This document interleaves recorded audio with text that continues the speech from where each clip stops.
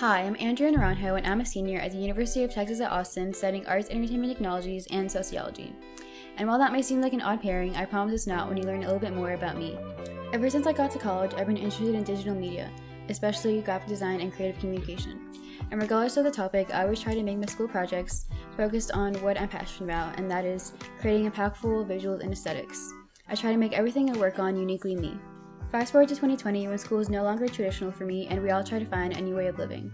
I don't know if it was the pandemic or the fact that I was entering my 20s, although it was probably all that combined. I realized that what was most important was people and servicing my community.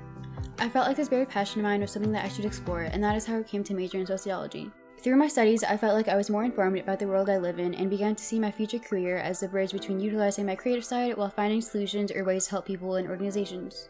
That's just my backstory. Let's get into my skills and why I'm fit for MAIP. Firstly, the core of what I do is graphic design. I like creating designs because it allows me to express my aesthetic in a visual way, whether it be still or motion graphics. While I enjoy exploring this in personal projects, another passion of mine is creating designs for a purpose, for social impact. I love being able to create designs that fit in a variety of different spaces and cater to diverse audiences.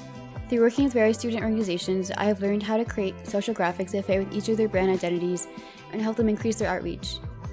From business associations to nonprofits and even an organization that I co-led called Texas Flores, which is a feminist Latinx empowerment organization, I have gained insight on visually representing many different messages while increasing their social media interactions. In January of 2020, I began as the creative lead for Left Unsaid, the MAIP podcast where I learned how to apply these skills tenfold. I created their art direction from the ground up, designing all their social media posts and videos, and strategizing social media production.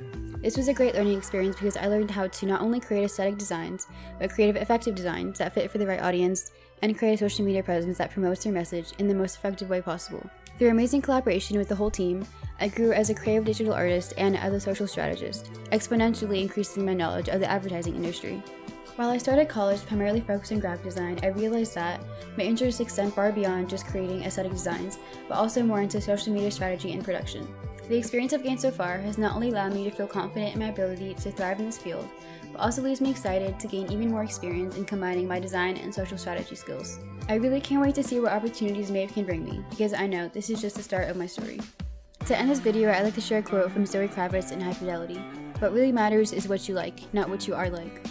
As a creative person at heart, I definitely see the value in this, so I'd like to share some of my favorite things in hopes you'll understand me better as a person. It's important to me to take time to read and learn new perspectives. I like to curate overly specific Spotify playlists in hopes of romanticizing my life, watching indie movies, exploring fashion in my own personal style, any cat or dog video surfacing social media, seeing my favorite indie music artists live, and lastly, creating art.